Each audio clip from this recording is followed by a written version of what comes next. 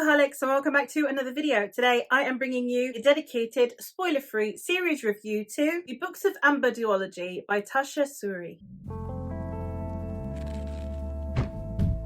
The Books of Ambha is an adult fantasy romance series of companion novels which is comprised of Empire of Sand and Realm of Ash. The Books of Ambha series is, as I said, a series of companion novels in which each novel we are following a different protagonist and therefore pairing. They are a fantasy romance series that is Indian inspired. In the first book, we are following a young woman named Ambha who is the daughter of the emperor, but her mother was from a group of nomadic people with forbidden magics who have been essentially colonized or taken over by her father's empire. So when she is caught using the magic of her mother's people, it is brought to the attention of her father's counselors, and therefore she must secure herself an alliance as soon as possible. The sequel is following Arwa, who is Ambha's younger sister. In Arwa's story, we are following the repercussions of what happened in Ambha's story in the first book, and then obviously her own romance. I quite liked this series. I don't think that it's necessarily one that I'm going to think about very often. It's not one that has really stayed with me and not one that I feel very strongly about, but I did enjoy my time reading them. These are, I think, quite hit and miss with people. There seem to be people who really love them and people who really couldn't get on with them. I think also people who have come from Tasha Suri's newer series have been struggling with this one, possibly because they are expecting it to be similar to her newer series. I personally find that, as I said, I had a good time with it. I think that the romance and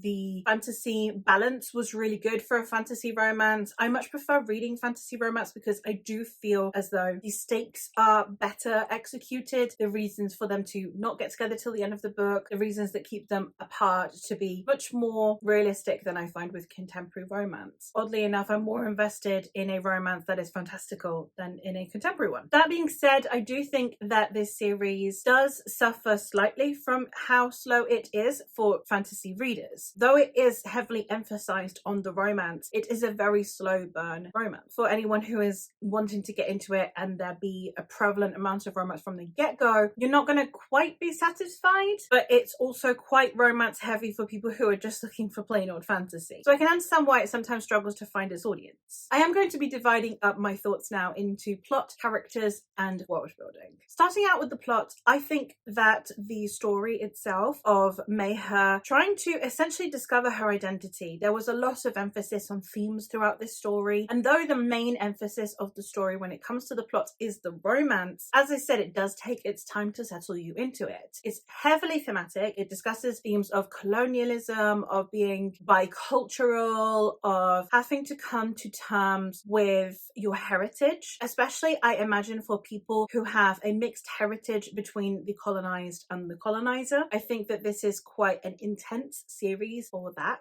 I would check out content warnings, although because it's in the themes, I don't know if it's necessarily something that would be mentioned in the content warnings, but it does discuss that in a way that I think is very powerful. I also think that the general fantasy elements of the plot, the whole empire and council and all of the betrayals and things that you would expect, were done really well. Like, they were fun. They're not groundbreaking, but they were good. And for a debut series, I think it was executed really well. Of the two, I probably cared more about Ambha, the protagonist of the first book, but I think I liked the way that we got to the romance in the second book a little tiny bit more. Moving into the characters, I definitely really enjoyed the way that the romance was executed in this series. As I said, I don't think it's going to be for everyone. It was an incredibly respectful romance.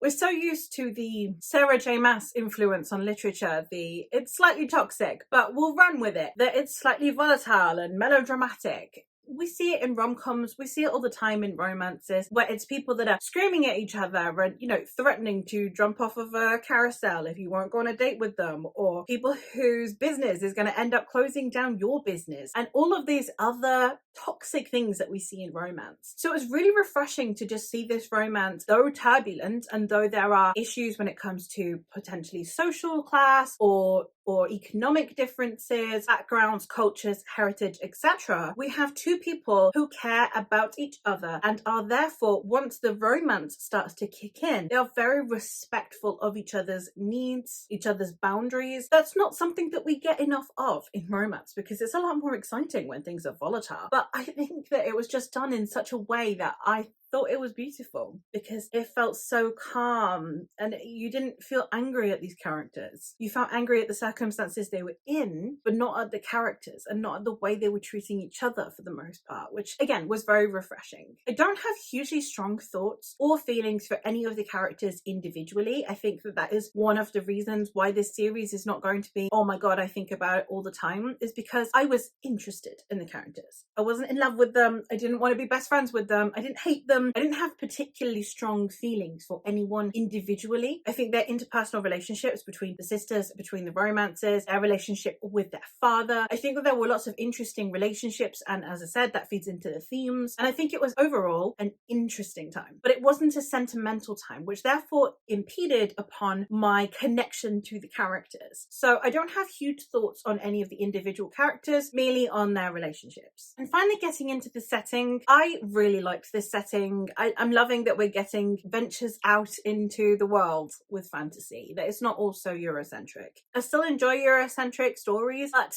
it's so exciting to be seeing other things. And I love that about this series. I think that it felt very unique. I think I liked the way that the culture was handled. The magic was also, although not new or innovative, it was handled in an interesting way. I appreciated the entire setup of this series. So for the most part, it is a series that I had a good time with, that I enjoyed the romance, that I thought was an interesting setting, that had a decent enough plot and balance between the fantasy and the romance. The pacing could have been a bit tighter, but I think it bothers me less than it bothers most people. The only real thing that makes this not necessarily higher rated, in my opinion, is simply because it failed to connect me with the characters on a deep sentimental level. They were simply characters that I liked to observe. But aside from that, I had a good time with this series and I would still recommend, but do go check other reviews because it seems like I'm a little bit anomalous. But that is all from me for today. So thank you ever so much for watching, and I hopefully will catch you in another one soon.